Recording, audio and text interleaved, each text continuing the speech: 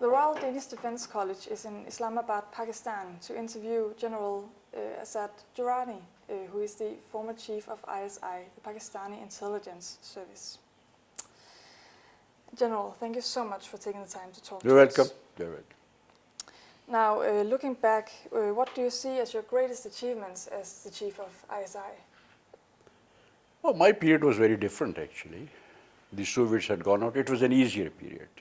The Soviets had already withdrawn, and so the job of the ISI at that time was, now how do we wrap up the situation? There were people who were the remnants of the Soviet occupation, and there were the resistance fighters, the Mujahideen, who believed that they had won the war, and now it was their right to rule Afghanistan. The problem that we had was that Afghanistan can only be ruled by consensus. No one faction. I mean, that's the history. It's a 200 years older country than Pakistan, but one knows that unless all the important factions are on board, you cannot have a stable Afghanistan. So our job was to bring all possible. I mean, that's has a connection with whatever Pakistan is trying to do now. Bring them on board. That means we had to reach out to Najibullah. I went and met his intelligence chief, covertly somewhere else. We sent emissaries to Zahir Shah that now that it is over, you can do that. The diaspora. And that proved to be a very tough order. That was number one. The second one was, how do we get the region also to cooperate? And that's what I say that our foreign office here did a marvelous job of reaching out to Iran and saying, now that your wars are over, you are an important neighbor of Afghanistan, can you please also come and help Pakistan to bring about that agreement amongst your Mujahideen, who are Tehran-based, our Mujahideen, and the people there. So that was the challenge at that time. So when I say it was easier, you can imagine how complex the situation must be right now. Well, that is just what I want to get to now, the situation today. What is your assessment of the current security situation in Afghanistan? Right now? Right now. Absolutely what was expected. There are no surprises for people like me, because in Afghanistan, the presence of foreign military forces, whether they were the Soviets or now the NATO or American-led forces, that's already something, a recipe for instability, because some Afghans will resist. We used to call them the Mujahideen, now these are the Taliban. Some would collaborate. At that time, the PDP regime and now the Kabul regime. So that means with these three factors there, it is inevitable that the war goes on. The war goes on. Our problem still remains the same, what I described to you at that time. How do we ensure that people who are fighting the foreign occupation, people who are collaborating with them, that we can persuade them to find a negotiated settlement? This time it's more complex because the stake of the people in Kabul regime is very high. At that time, there were no elements who had come from outside and made themselves as part of the Kabul regime. Now there are. There are enough number of people who have come from outside, Ashraf Ghani included, who are now part of they want to call themselves as the Afghan government. I usually say, let's say, the Kabul regime. And he's accompanied by a good team. One has met them, one has been in and out of Kabul very often. That their stake in the status quo is so high that if there is a negotiated settlement, they will lose plenty of their status and their, their perks, their privilege, and so on and so forth, because then it would be the Afghan pie divided between, let me put it very starkly, the collaborators and the opponents. And once that gets decided, people who have no constituency in Afghanistan, who do not belong there, Karzai belongs there, Abdullah belongs there, there are enough number of Hazaras and Uzbeks who belong there. But there are others who have come and they're holding important positions, they do not. They do not have a constituency. So they'll lose out. Now that is one of the problems. The second problem is that at that time, since we are talking about my time, the Soviets, once they found out that the situation is untenable, they quietly walked out. I'm a witness to that withdrawal. The Soviet ambassador, all that he wanted from us, from Pakistan, especially from the Pakistani military, and I was heading the MI at that time, not yet the ISI. All that he wanted was, we want to withdraw, but we just want to be sure that the Mujahideen will not fire in our backs. The withdrawal will not become a rout. I'm almost quoting the words that he used. And those guarantees were given and they quietly went back. Nowadays, for the United States to withdraw from Afghanistan in that manner is a huge problem because of the number of stakes that they too have. Iraq enterprise failed.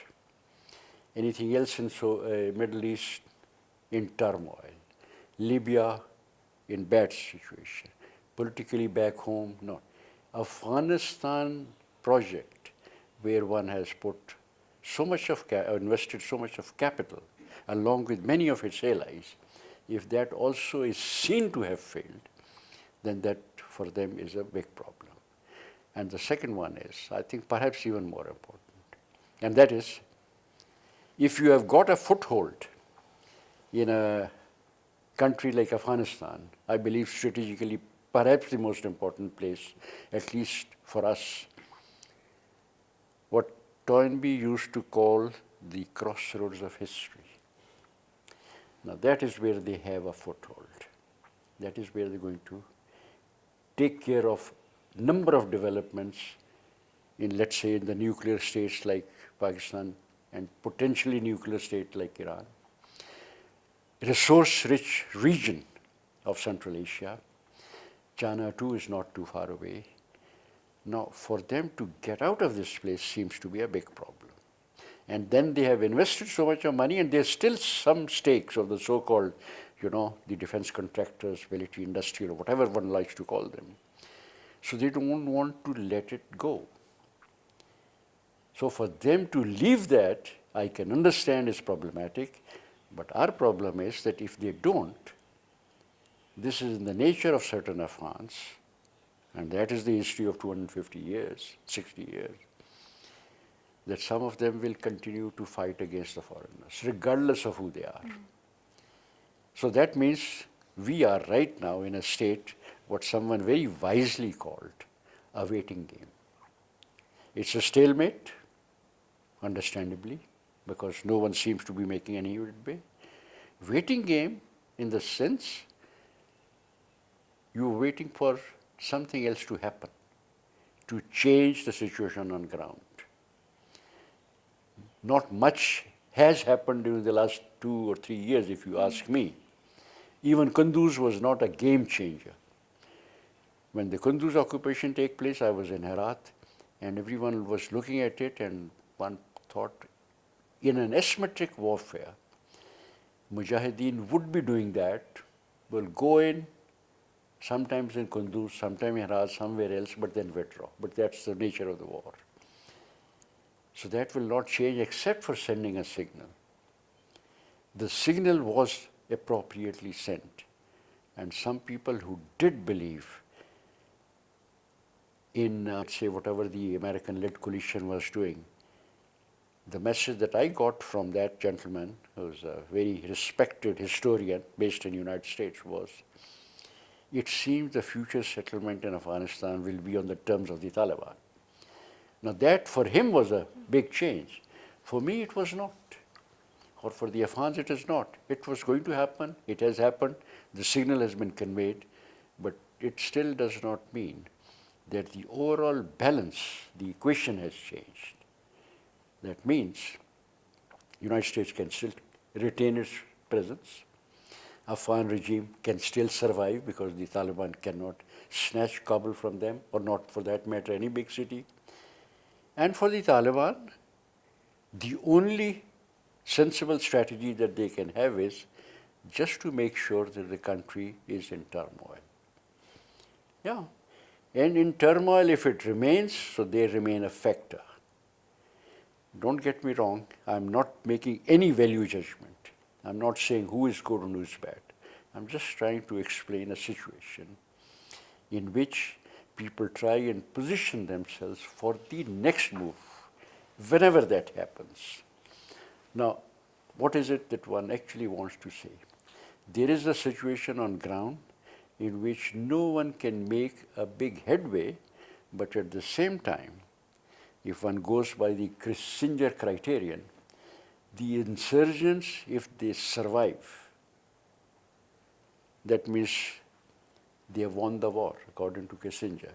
In my case, I would say they remain a potent factor. So that is where we are in Afghanistan. Okay.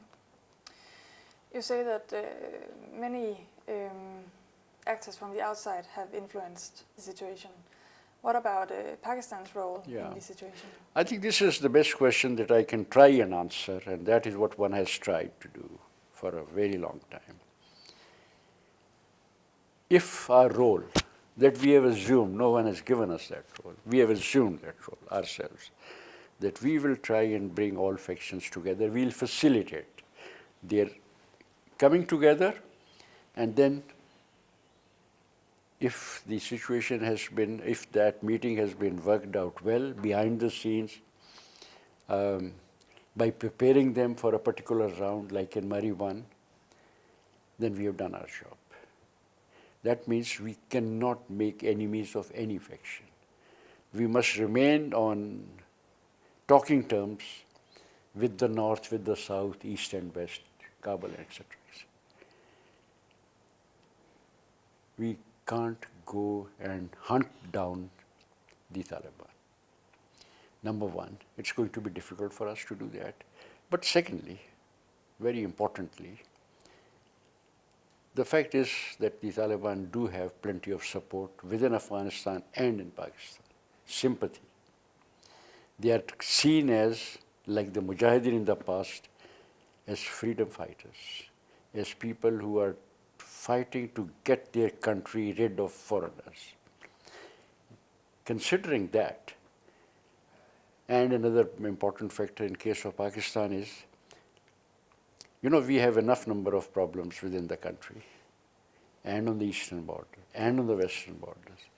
You don't want to make enemies of those, whether inside or outside, who are essentially not against us. So the Taliban, their sympathizers, the Haqqanis, etc., in the last 15 or 16 years, since they have shown no inclination to go against Pakistan or the interests of Pakistan, we are not going to do it. There is another point about Afghans. If I'll come to it, please remind me about that, why we cannot take that action. I also like to remind people of another factor. There are two sides in Afghan conflict. One is what we call the Afghan government, the Afghan regime or the Kabul regime, and the other is the opposition. The Kabul regime has been supported by the world's mightiest countries and allies, United States, Europe, and so many others, militarily, financially, politically. There is the opposition, I call it a ragtag militia, with the support of some of the people in Afghanistan. Some of the people, when I say I'm talking about a considerable number. It's almost 1/3 of the population of Afghanistan. And this is the survey done by New York Times, not by me or not by here, that 1/3 of the population is sympathetic to them. If they have survived that onslaught by as I said, by a mighty alliance like the NATO, there must be something in these people. There must be some substantial support on ground. It could not be only because they can come and go to Pakistan. So we are actually trying to exaggerate the role played by Pakistan. And then 2002, the first move made for reconciliation was by the Taliban. They went to the Kabul regime, Karzai was there at that time the president, and said enough is enough, so much has happened, Afghanistan has suffered enough, we are prepared to now make peace. I'm sure people know about that. No one has ever denied that this has happened. Some people actually said that in 2004 also it happened. And they were rejected. Come on, you do not exist, you do not matter anymore, you are out. After that, these people build up that strength, came to this position that now we are trying to persuade them to come to the table and talk. And there are enough number of hardliners within the Taliban ranks who say we don't have to talk. We have seen that the talking has not led us anywhere. Kabul regime is not interested. United States has its own reason not to. I'll come to that also whenever you will say why they would not be interested in a negotiated settlement. So that means we should continue fighting. We will take up Kabul on our own. We don't need anyone else.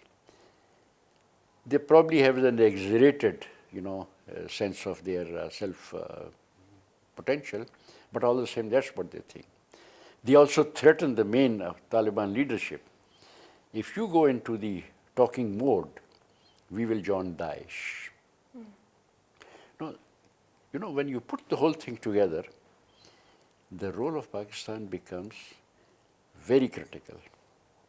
And we have to play all these balls. We have to keep them in the air, keep so many options open, not burn your boats with anyone. But I get that Taliban is not your number one enemy, like maybe it feels for the Afghans that they are. Sorry, say that again?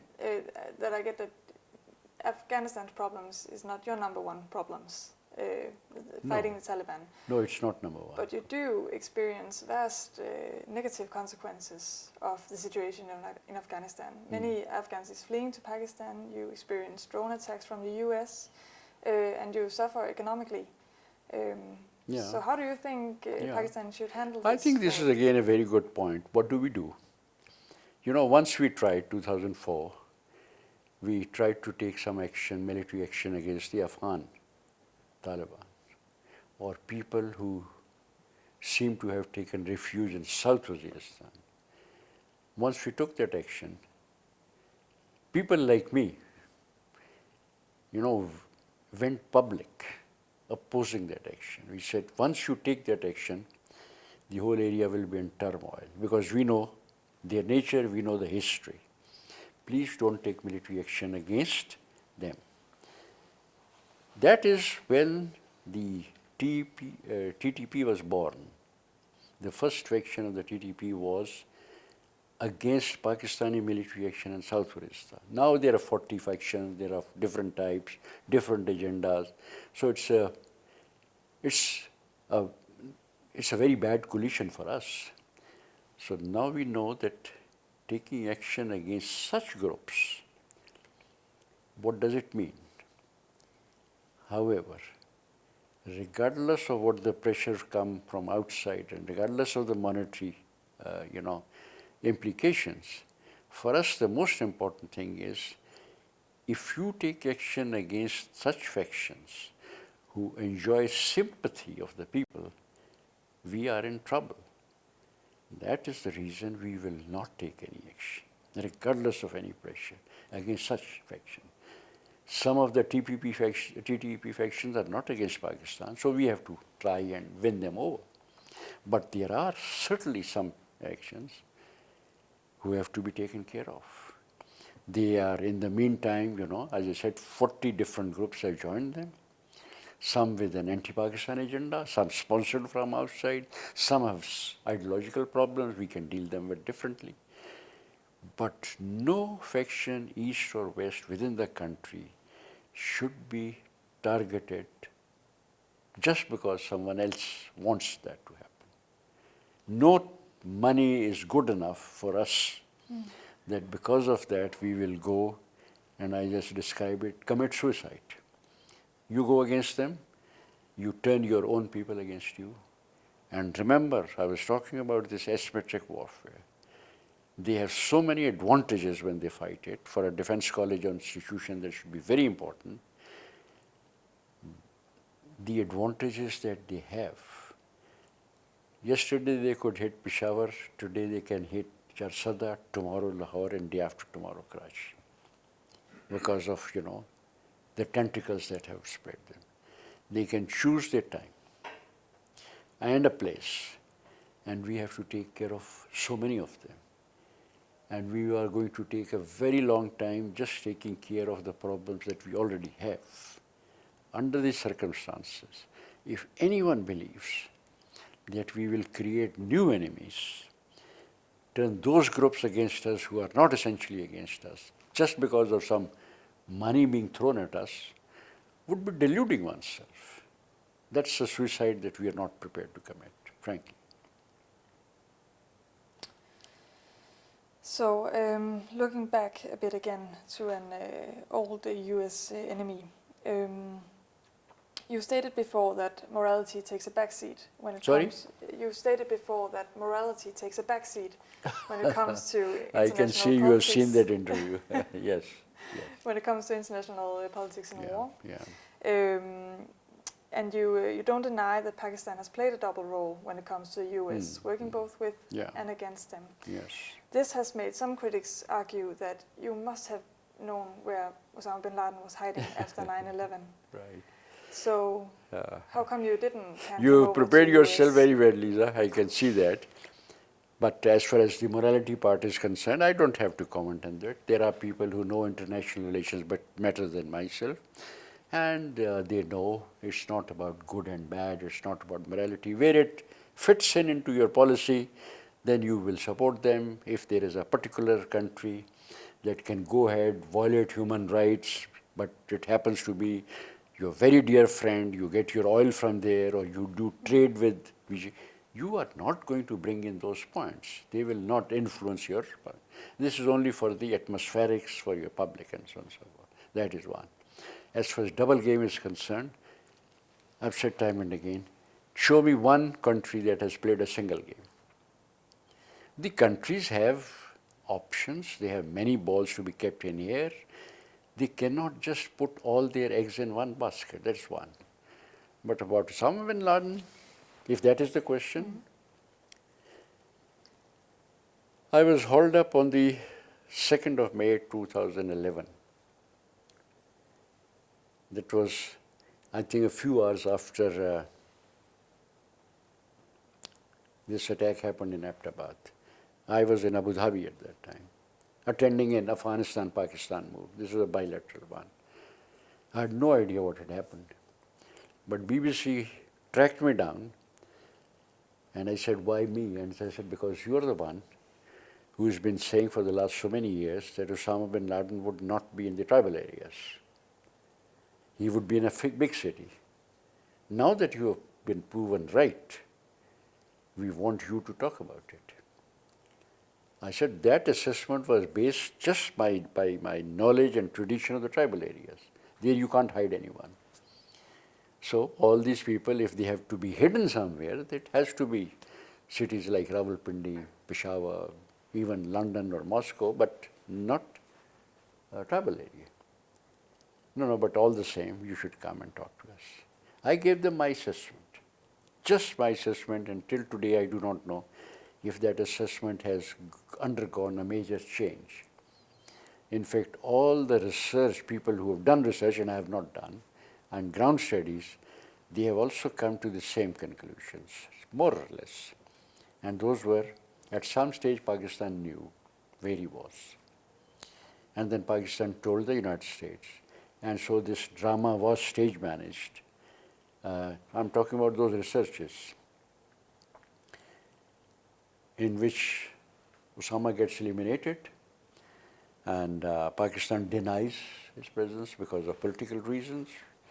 People in Pakistan were not going to be very happy. I mean, I'm talking about the political implication. Zardari regime at that time. You collaborated with United States against someone whom we consider to be a hero. I am not in the business of calling good and bad. Value judgments I do not make.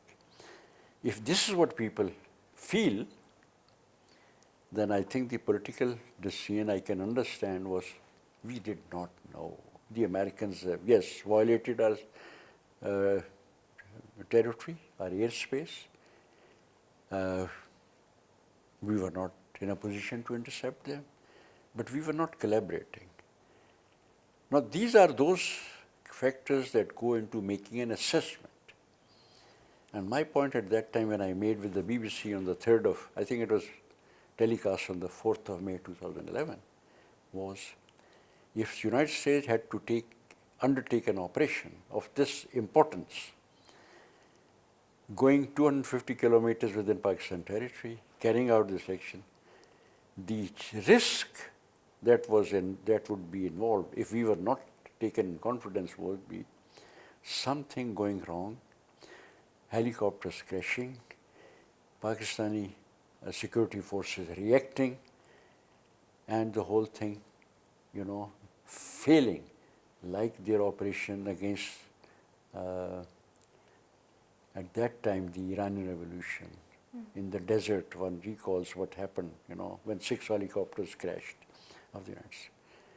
And that's why we at some stage must have said, come over, we will keep quiet, we will provide you some cover. Now, this is pure assessment without any knowledge of what has happened. And I have to once again reiterate that I do not know what happened actually and what were the details. But the common thread in all the assessments was we knew, we collaborated, we denied, and there was some understanding with the United States that you will play it in this manner, and they did not. They did not keep their part of the bargain, which does not surprise me at all. The United States has usually not kept its side of the bargain, whether it was Osama bin Laden case or Raymond Davis case, or for that matter, any other incident that I can think of. An arrangement is made, and after that we carry it out in the belief that it will be played out like this, but it did not. So it was again our fault that we were taken for a ride on this case too. But I do not know exactly what happened. So, assuming that you're right, that every state plays a double role, based on your experience and your opinion, is there any prospects of peace in Afghanistan then? As of now, no. This seems to be a very brutal type of an answer, but as of now, I do not foresee peace breaking out in Afghanistan anytime soon. I said we are deadlocked there, and everyone seems to be waiting for something else to happen. United States, elections takes place, the new man will probably try and review the policy and change it, probably. Kabul regime, when is it that they are going to run out of patience and say we cannot control it? Taliban, how long can they sustain themselves? We're all just trying to wait for that. The only people who are probably working in this one, I'm quite sure they are doing it, except that you and I are not likely to know because these things better kept, away from the public attention. On the back channel, people trying to talk to people in Kabul and with the opposition, the Taliban and the Haqqani, and saying, how do we bring the whole thing to an end? We know that many people are going to be unhappy, but if the Afghans agree to do that, then no one, even if the United States wants to do something, it cannot do it. remember? Their bases were packed up from Uzbekistan. And so similarly, we're going to ask them together, now you go. We don't need your money, we don't need your support, military support, because we have made peace. People must be working on that. That's the only thing that I believe can bring about someone. Otherwise, just going by the assessment of the ground situation, I do not think that we are right now heading towards that. I mean, the latest episode, Mullah Mansoor, he was the one who was trying to keep the Taliban not only together but also more inclined towards a negotiated settlement. He sent his people to Doha 1, Doha 2, Pugwash conference in Doha. He brought those people to Mari, July last year, early July last year. Now, if he was the one nowadays, he was positioning himself, trying to get the unity done, trying to give the impression that I'm not willing to talk to the Americans right now or to the Kabul regime right now because they haven't yet shown the seriousness to do that. I can understand that. But exactly that man gets eliminated. Why? Karzai says it was a bad thing. Rahil Sharif says it was a bad thing.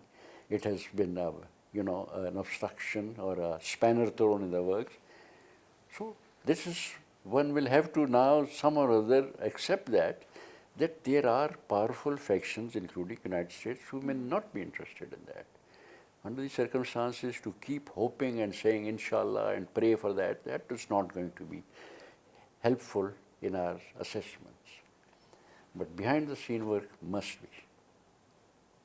So someone is working for peace in Afghanistan. I'm quite sure if I know anything about, this area and how the Afghans work and how the Pakistani and the region, those people who get serious that they know how to do it, they always do that.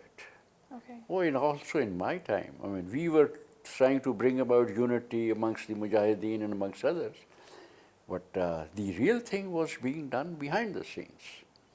Not because AIG was being formed or not because Benon Savon, the United Nations Special Representative, was organizing a jirga. Not because of that. But because some people were preparing them for that. Okay. Not enough time ever. It takes a long time. In the meantime, something else happens and it gets, overtaken by events. Otherwise, this time, we've had almost 15 years to make that happen. Despite all the difficulties, I could see that some people did achieve a few successes. It was visible on the regional front.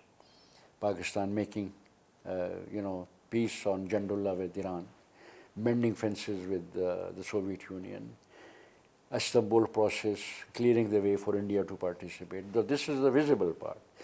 Within Afghanistan, one knows that our embassy and other people have been in contact with all the important factions, the Tajiks, the Uzbeks, the Hazaras, people within the non-Pashtun Taliban. We have been doing that. How far are we right now? I would not know. But if you should describe the status of cooperation in the region, it would be like this, like it happens behind the scenes, or? It should happen behind the scenes. That's right. I do believe in behind the scene preparation. After all, between the Israelis and the Palestinians, the Norwegians worked out the Oslo Accord without anyone knowing. And that was what led to the Madrid Accord and so on and so forth. So behind the scene, because then this media focus puts undue pressure on people who are working. And sometimes it makes their job more difficult. Behind the scene preparation, and then the right time comes when you come out and say, now we have reached that far. I can also give the example of the TTP. When people start working behind the scenes, they come up and say, these 3 or 4 factions, Naik Muhammad is now ready. I'm giving you a life example.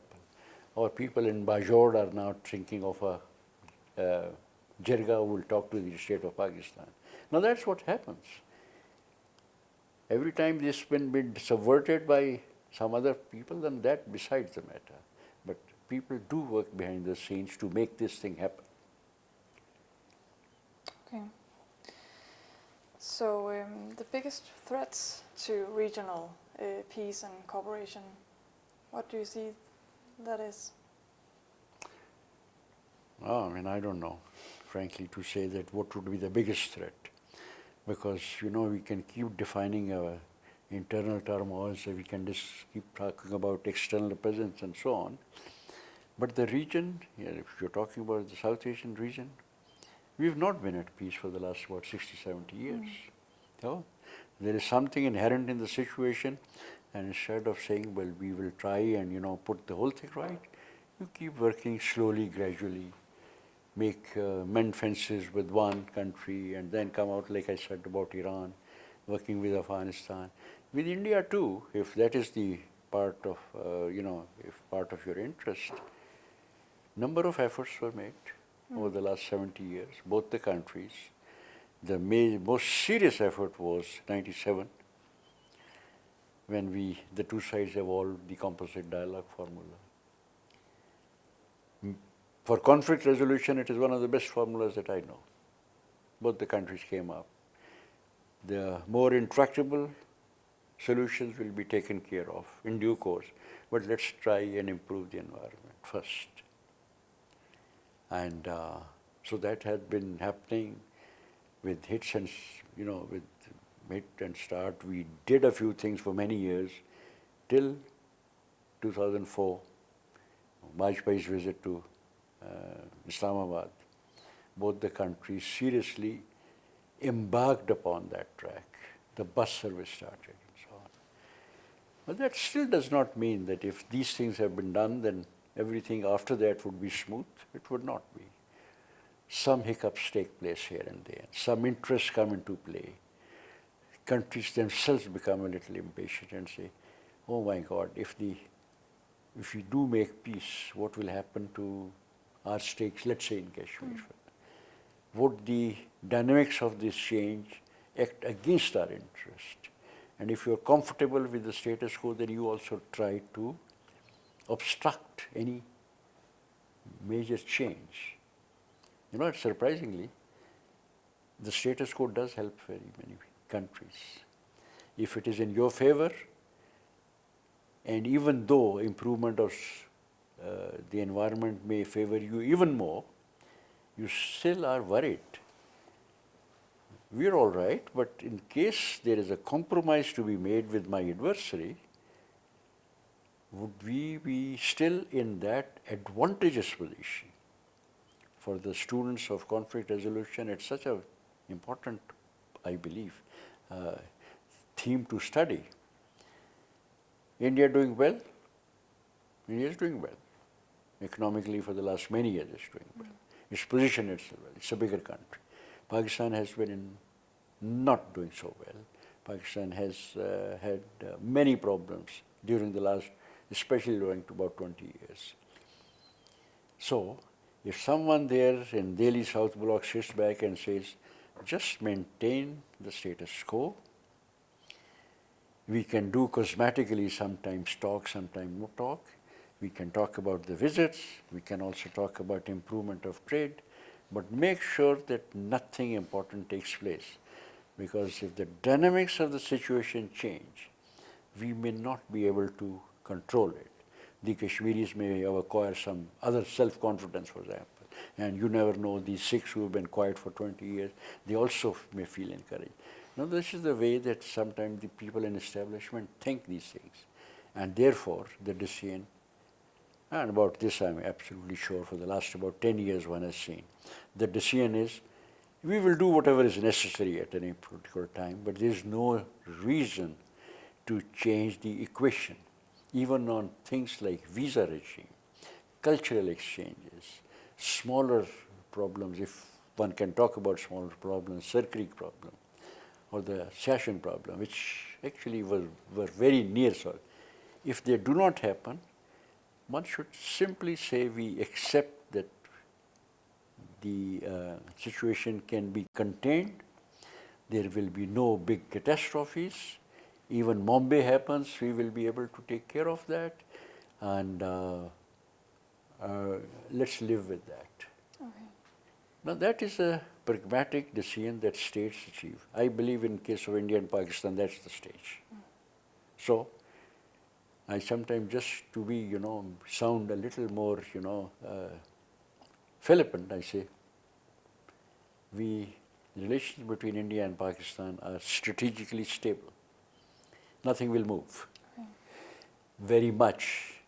A little explosion here and there, or a little move here, and the marriage, exchanges may take place, but nothing more than that. But essentially what I'm saying is, a strategist is not going to be losing any sleep over this, because it believes that, well, the situation has come to a stage where we can live with that. A better solution can take care, like, on the Western Front, but for that we will wait for some change, either of heart or of personality or the situation. Just by desiring we should improve relations, it will not happen. Okay. You take a very passive stand on this. You take a passive stand on this. Passive? Passive. It's, don't you think there's something that the Pakistani foreign policy could focus on to improve this? Oh, Pakistani foreign policy, even though, one had nothing to do with the foreign policy over the last so many years, I don't think it has done badly. It has tried. Not only means the composite dialogue formula was evolved by foreign services of two countries after my time, which I believe was a good one. The 4 or 5 years earlier, when we were trying to bring the region together, the Jandullah menace was eliminated by a combined operation with Iran and Pakistan. The relations with Moscow, to improve them, needed some doing, because after all, when the Soviets were here, we had a different type of relationship. That has taken place. I can talk more about Pak-Soviet relations if you like. But all these moves Pakistan has been making. And Istanbul dialogue, I think earlier mentioned, India became part of that dialogue because of Pakistan. So as far as the foreign policy of Pakistan is concerned, it has tried to do whatever it could. I believe so. I don't believe it could have done much more than that. There may be always room, as they say, for improvement, but I think this is the direction in which we have done. But foreign policy does not depend only on Islamabad. It also depends on Moscow and Tehran and Delhi, and there are so many other factors that go into it. But if a breakthrough has not taken place, it is not because of want of trying to do it. And it is not because we are the angel and F-51 is the devil. It's not because of that. It's just that pragmatic self-interest. In a situation like that, you try to do whatever you can. We do not have the luxury of saying, well, we don't mind if the eastern border is hot or the western border is hot. No, that luxury we do not have. Situated wherever we are located and whatever problems we are surrounded with, and the team, not the most competent team that leads the country in so many fields, under these circumstances, you're quite sure that this is the way to go. Try and do whatever you can to contain a situation. Don't be off guard, and try to survive. That's the policy. You keep saying that everyone is waiting for something to happen. Yeah. What would be the best case scenario in your opinion? The best case scenario in Afghanistan is frankly that our back channels succeed and we can bring the Taliban and the Haqqanis and major factions in Kabul to that understanding. That's the best case scenario. Once they agree, then nothing else matters. We can actually all go home. Once the Afghans have said, like 1747, Ahmad Shah Abdali bringing them together, whenever they say, now we have done it, or for that matter, when the so-called old great game was taking place, and the Afghans said, well, we are going to be a buffer between the two big empires, the Soviet Empire and the British Empire. Once they decide, And after that, no one else has to worry really. That has been created, that's the cushion that one is looking for. They will take care of their own problems. They will deal with Pakistan and Iran and with everyone else on merit, whatever they want. And Pakistan would certainly enjoy a very big role in that. We don't even have to say that, look, don't forget what we did and don't forget our value. They know about it. I'll just narrate to you a couple of instances to prove that point. Before the Soviet invasion, twice we have gone to war against India, 1965 and 1971. Our relations at that time with King Zahir Shah being in control were not ideal. Neighbors have their problems.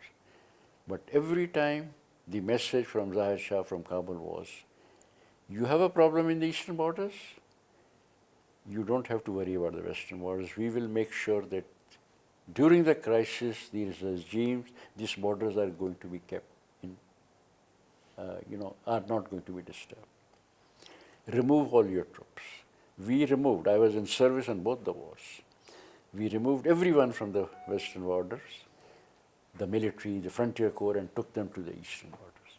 And the Afghans were looking after our western border because of the value that Pakistan has for a country like Afghanistan. We provide them strategic depth. If they are attacked from the foreigners, the refugees come here. Their families, so many of them are Peshawar, Islamabad, and Lahore. Their business is in Karachi. Their port is Karachi. So that is the stake that the Afghans have. So we never have to worry about a stable Afghanistan as to who rules it. It doesn't really matter.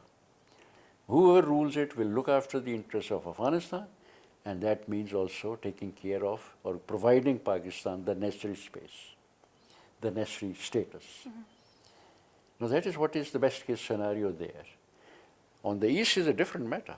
On the east, of course, one can talk about any scenarios, but if you ask me right now, it's not a bad scenario for Pakistan. If we have reached that stage where we can be quite sure that no big catastrophe takes place, where Kashmiris may have been contained, the might of the Indian army can control them from or can contain their militancy to some extent. But if they are going to be in this state, we are unhappy with the with being, part of in whatever way they are part of India. If they are unhappy and they keep doing one thing or the other, Pakistan does not have to actually get involved in this.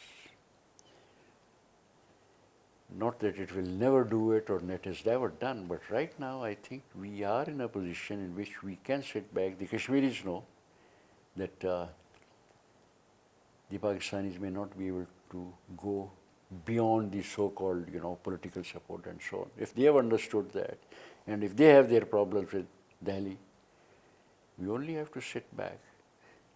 So that's not a bad situation. It may not be an ideal situation because of the deterrence capability that Pakistan has developed, conventional and unconventional. One can do business within the country. It's up to us now to take care of internal situation, and that is where we may not have done as well as one could. What could have been done better? Oh yeah, of course. Within the country, you can always do better. I can think of those periods when Pakistan, because of better management within the country, the first country that sustained an economic growth rate of 6% or more for 30 consecutive years, for 3 decades, I believe was Pakistan. So it had done very well once upon a time.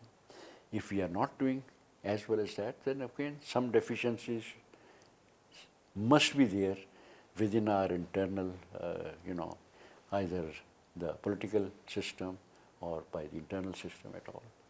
So that is where I don't think we have done as well as we have done in the past. Talking about internal security in Pakistan, what is your view on the current counter-terrorism strategy? This lady asked some very good questions.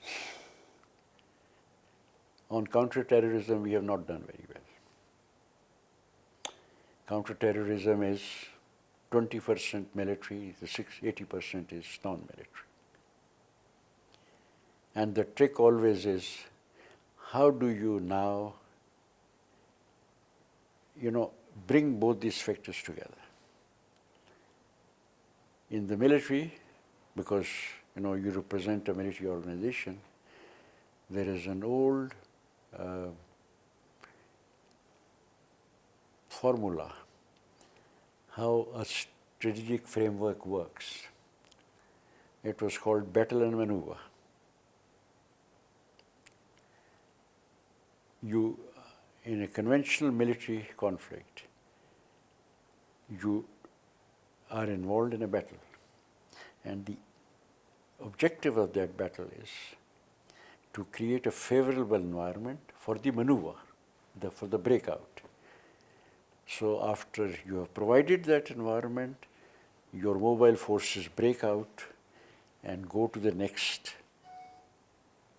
battle position in a favorable situation. That is the aim.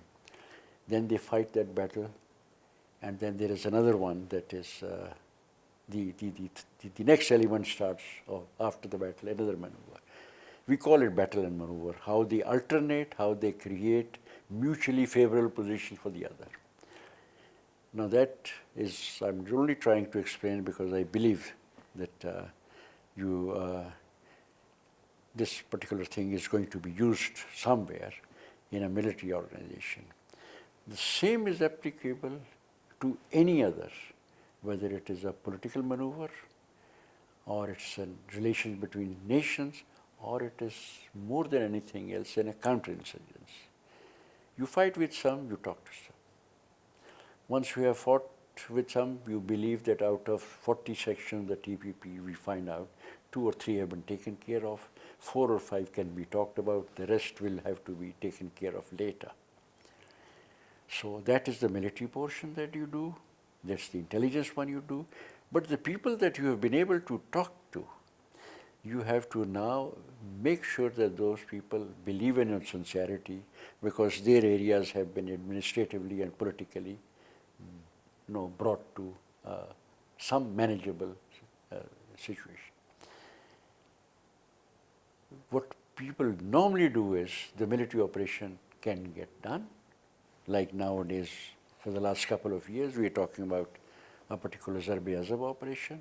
Before that, there were other operations, Swat and South Waziristan again. South Waziristan was not the first time, 2004, but later on, 2009 and 10. Now, those can be done. You send the military, you contain a situation, but what happens after that? Can we rehabilitate them? When can we bring them in the so-called mainstream? When can we address the grievances of such people? By administrative and political means. This is why we are called that as the 80%. There we have not done very well. As far as the military part is concerned, we seem to have done reasonably well, but to be very frank, these are not operations to be conducted by conventional means. Mm-hmm. You don't send battalions and brigades and divisions and air forces and artillery for this. This is a job of small-time operations. These are done by very specialized units. Sometimes they are sent in only to decapitate, the leaders or to get information. When you carry out big operations, send in big militaries like we did in Swat, you may be able to do it quicker, but you have not done it, in a manner in which the thing gets rooted out. It's a complex operation. Counterinsurgencies are complex.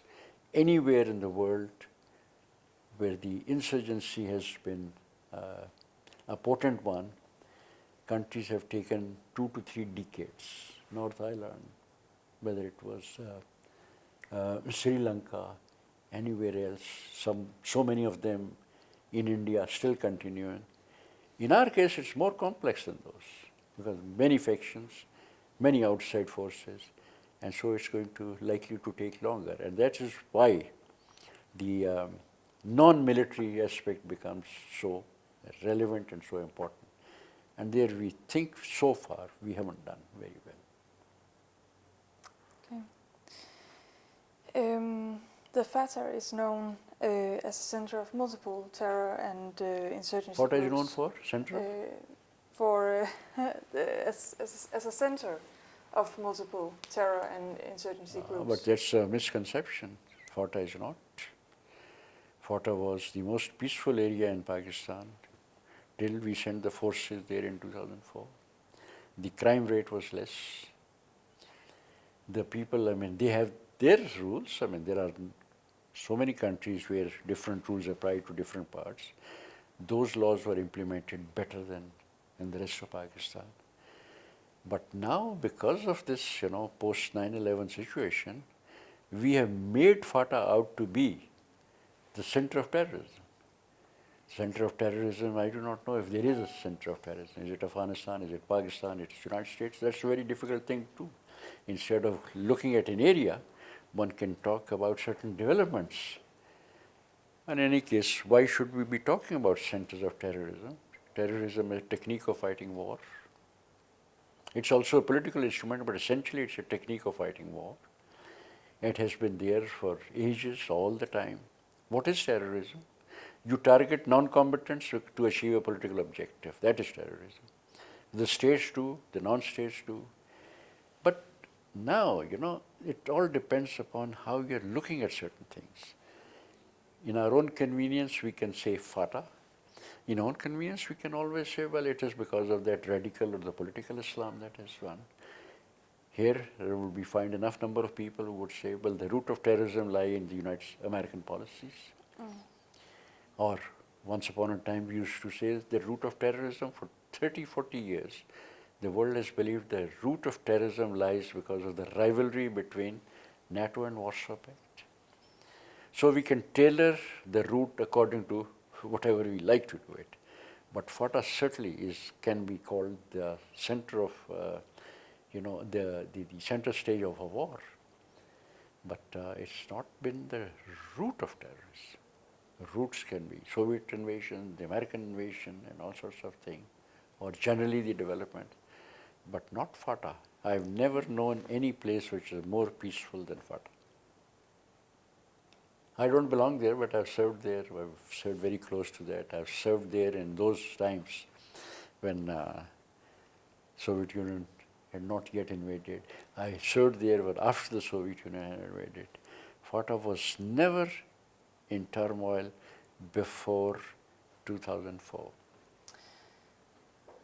So what do you see as the biggest challenge for internal... Sorry? What do you see as the biggest challenge for internal peace in Pakistan? Internal is always the big channel. Main channel is one, how you bring these, so many things that are happening in various parts, some military, some political. How do you try and bring them close slowly and gradually to some sort of a head? And that's the challenge. The challenge is military and the civilian leaderships combined trying to take care of it. And I must say during the last 1 or 2 years, things have improved. They are on the right line, and that is how we go. Sometime an action there, sometime a political thing. Balochistan, I never thought the last 2 years, the way Balochistan has been taken care of. And it's good news, Balochistan, actually, if you ask me. North Waziristan, people have applauded the military action, and I'm waiting to see how now the political settlement will take place. So many things have to be done. So many things have to be involved. But I think the last couple of years have been all for the better. So many Western countries have had a role in the region the last years. Some with troops and other with diplomatic engagement or trade engagements and so on. But many are questioning the results of these engagements. How do you see that the West should engage in the stability in the region?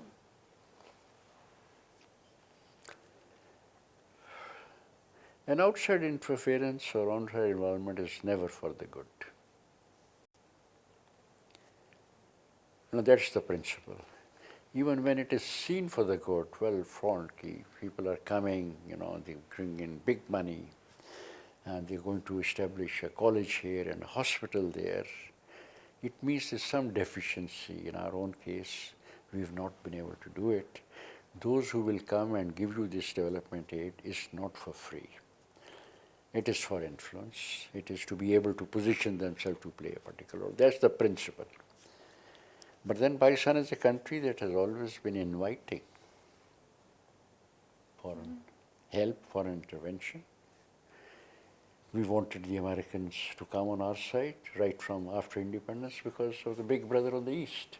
It was too big, and so we were watching them. And after we got them on our side, we benefited absolutely. Militarily, politically, economically, we benefited. But then there is a price to be paid for that. If one has to be prepared that at some stage, when you need them most, they may ask, as a quid pro quo something that is not palatable to you. Now this is a big cycle that goes on. So the foreign presence or foreign involvement may not be good, but it also becomes inevitable. I think post 9/11 it was inevitable that people would come. It had some good aspects. Pakistan became, in the limelight, an important country, people came. At the same time, their demands were such, and usually it was not possible for us to align our interest with theirs. If their interest is against the Haqqanis or the Taliban, then ours is not. If their interest is about, going after the Lashkar-e-Tayyibas and the Jaish-e-Mohammed, then we have our own reasons not to invoke that thing at a particular time. How we do it, now that's the challenge. So the foreign involvement is at best a mixed game. It has its benefit, it's up to the recipient country, how do you respond? In case of Afghanistan, one of the big problems right now seems to be that the foreign influence and the foreign dependence is to the extent that poor Kabul regime cannot act independently. It has only $2 billion of local GDP, and the expensive structure that has been created there, including the Afghan National Army alone, Afghan National Army alone takes $4 billion. The total foreign requirement is $10 billion. $8 billion have to come from outside to sustain the regime. And the sustain the regime still does not mean that it will secure it. One has seen, what happens. So that means that they are in such a huge so-called catch-22 situation. They can't survive without them. And if they remain dependent on them in the long term, again there is a question mark on their survival. So it's never, just one part that you believe, well, people are coming and investing, and so that's a good idea. It may be a good idea if you can manage it well, if you do not sacrifice, the so-called ultimate sovereignty on certain things. But it has never been possible, but you get stuck in that cycle. Okay. We've talked a little bit about it, but I want to ask some questions about the Taliban. It has previously been stated that Pakistan distinguishes between good Taliban and bad Taliban. What is your view on this? Yeah, we call it good or bad Taliban, but actually I distinguish it between the Taliban or for the militants who are not against us and who are against us.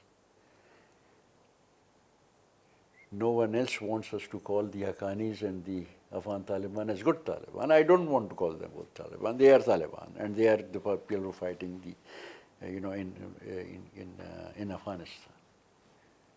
So people there may not consider them as good. For us, they are not the Taliban that we are worried about. We are worried about those Taliban who, of course, created, as I said, as a result of our various actions, alliance with the United States, military action in South Pakistan. But amongst those 40, those Taliban who are now ideologically, politically sponsored by us against the state of Pakistan, for us they are not only bad, but they are the ones that we have to fight. Bringing all of them in one sense, that all of them are bad, means not only that all of them will turn against you and they will combine their forces, that also means that's almost a situation impossible. Everyone outside is against you, everyone inside is against you. There are enough number of sympathizers that they can have politically, sectarian-wise, geopolitically. You just bring everyone together against you. This is the most foolish thing that a state can ever do. Under the normal circumstances, when I was talking to you about the double game is about this. You're appeasing some of the forces or you're keeping some people on the ice, well, you are not our enemy. In due course, we'll see what happens. But till that time that you have taken care of your immediate threat, you have tried to postpone, that we call it in the military term, the future enemy. That's the future enemy. You will see what happens after that. So you stagger treating your dissident groups in time and space. That is what the good and bad, some people, like to talk about that. No, good and bad, this value judgment I'm not going to make. Operationally, who are the people that you must take care of? Now, who are the ones you will keep for a future treatment? It may not be a military treatment, it can be political treatment. But right now you're keeping them, as in military they say, you keep them out of battle. Our battle is with these 3-4 groups, we only target them. We have taken care of them, then we will go for someone else. Military strategy. So the former Taliban leader, Mansour, he was killed in Pakistan. This raises questions of Pakistan's role in promoting stability in the region. Right. What do you think about that? No, I mean, as far as the Pakistani soil is concerned, I'm sure Pakistani soil is used by very many factions, including the TTP factions against us. Mullah Mansour and so many Taliban leaders have come and gone, and I have already said that. I said, we are not going to create more enemies. Physically controlling this border, ensuring that they will not come, is also a task which is almost impossible. Where are the most of these Taliban leadership, factions, cadres? God knows, I do not know. There must be enough number of them in Afghanistan because they are fighting there. If they had their sympathizers in Balochistan or in Karachi or in Lahore, it's quite possible. Coming, going of these people, some people would actually be questioning when we were allowing about, I don't know, thousands of black waters on Pakistani soil. We allowed them to come. They were not welcome here. They were creating enough number of problems we could not do at that time. We slowly got rid of them. So these are those things. One is thinking about Mullah Akhtar Rasul in Balochistan.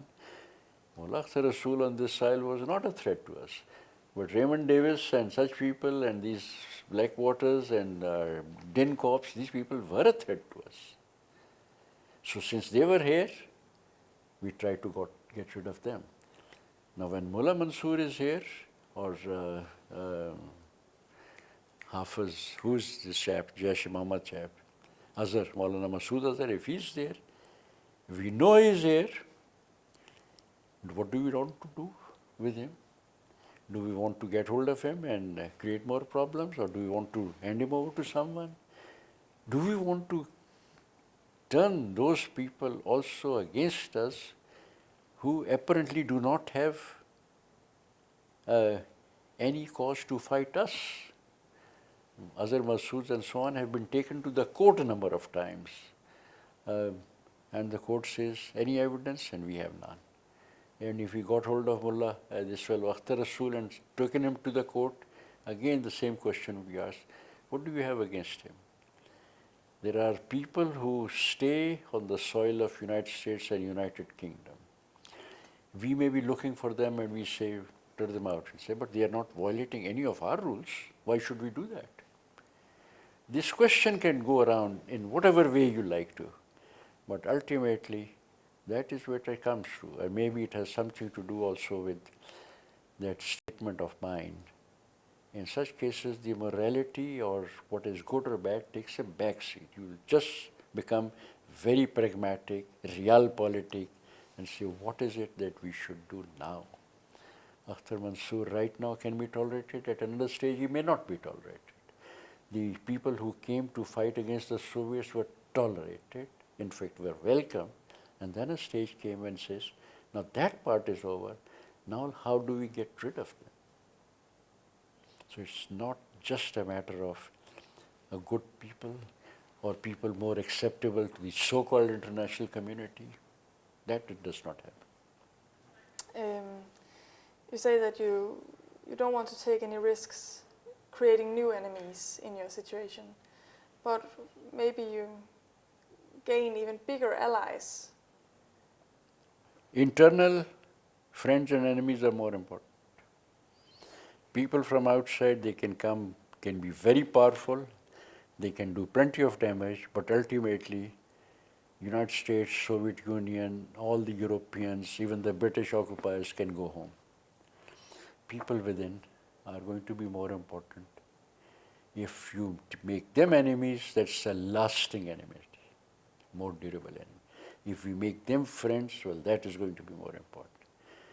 On behalf of a very powerful outsider like United States, making anyone within the country an enemy is not a good idea. And my example is time and again that action of ours in which I, as a retired man, was one of the many who said, Pervez Musharraf, you're not doing a wise thing.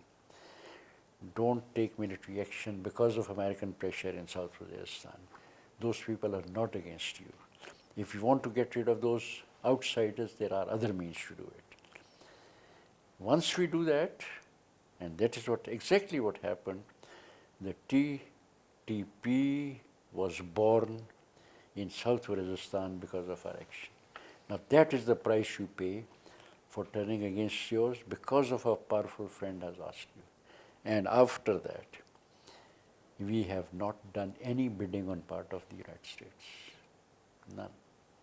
We defied them to the extent that after Salalah incident in November 2011, we seized the lines of communication for 7 months.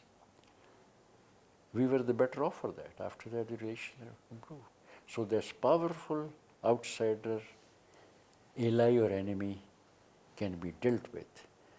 Within your own country, when you create such enemies, their effect, their damage can be more long-lasting. That's my own assessment, and that's what we have also come to that. How do you think the Taliban movement will develop the next few years? Whether we are talking about the Mujahideen or the Taliban, these people are what I call a war coalition. As long as there is war, we have Mujahideen and we have the Taliban. When we have peace, then peace people are gone. This is again a history, especially in our tribal area in Afghanistan. During the war, the mullahs and so on and so forth will get these people together and you have a coalition. In the tribal areas of ours, against the British, they fought for 90 years. Famous names, Mullah Pavinda, Fakir of Hippi. Once that thing is over, after that the normal tribal structure takes over, the normal people come in. About the Mujahideen, about the Taliban, in 1997, when I was free for so many things, my assessment came out in the open and I said, the day the Taliban unite Afghanistan, because only 20% or 10% was left, that would be the end of the Taliban. And those were the old Taliban, Mullah Omar Taliban, because they do not belong in the normal Afghan society. In the normal Afghan society, people they belong are the tribes, the warlords, the big warlords, the ulama, I mean the religious scholars, the political figures, but not the Taliban, not the mullah. Well, it never came to that because before they could unite, it was removed. Today, again, my assessment is the Taliban will continue as this entity, as a war entity, as a political entity, till we get into a very serious negotiated settlement process. Once that thing starts on the table, we will have division amongst the Taliban because there are many different factions. And once the peace is done, within 1 or 2 years, you'll probably not hear of the Taliban anymore. Of course, there would be former resistance fighters and former tribes and former so on and so forth, but not as Taliban as such. But as long as there is war there, the Taliban will, one form or the other, continue, and as the history of the last 15 years shows, they will be growing from strength to strength. Exactly what happened from 2002 onwards, despite all the action that has been taken against them. Next. Yes. My final questions are about your career. Looking back, you played a part in the great game of the region. Do you have any regrets from your time as chief of ISI? I think people just give me too much credit. I probably had nothing to, no great part to be played. I'm very happy to, when people believe in that. I came after the Soviet withdrawal. And my total mission at that time on the Afghan front was, how do we try and bring about that great consensus? Made efforts, reached out to, as I said, probably to Najibullah, to Zahir Shah, also reached out to some outside factors. Trilaterals with Iran took place, not because of me, but because of the government decision here. And so one muddled through. We also, gave support to the United Nations mission, Benan Sawan, who was leading it. We did all that. No, none of that reached the, the stage which we wanted. So it was more or less an effort that were in the pipeline, but did not quite make it to the final destination. So no big achievements in that sense, no major role as people might believe. No, that is not the truth. Most of what one has understood, one has tried to understand was after, became free. Reflections and said, well, this could have been done a little differently. That's what happened. As far as the great game or the new great game is concerned, the new great game goes beyond Pakistan and Afghanistan. The new great game is Central Asia, it's Iran, it's the region. Now, it's a very limited tenure of 18 months as head of the ISI. It may have been important. That's the time when the Kashmiri uprising also was taking place. An important period, but was a brief period in which no modesty involved there. Frankly, one was trying to muddle through how to make some headway, how to make some sense in that environment. That's all. Are there any opportunities that you and Pakistan have missed that may have made things different if handled another way? All the time. The history is about missed opportunities. And that is what probably history is about. But in our case, I think many, many opportunities. It all depends on your perspective. What is it that we could have done in 48 at the Kashmiri uprising? Should the tribesmen would have gone or not gone? Should we have taken advantage of when India was in trouble with the Chinese and so on and so forth? So we can be talking about all these opportunities. Or could we make a little better use of when the world was favoring us because the Soviet Union was there? So all these opportunities in the hindsight, one can say, could have been better used of. They were made use of. They did improve the situation, but not to the extent that it seemed possible. But then this is also, always a judgment. As they say, hindsight is 20/20. After that, you think about a few things. And I'm sure there are so many, not only missed opportunities, but deficient decisions that people like me also made. True. No Superman. We were no Superman. We were just trying to make the best of a very complex situation. That's all. General, thank you very much. Okay, right.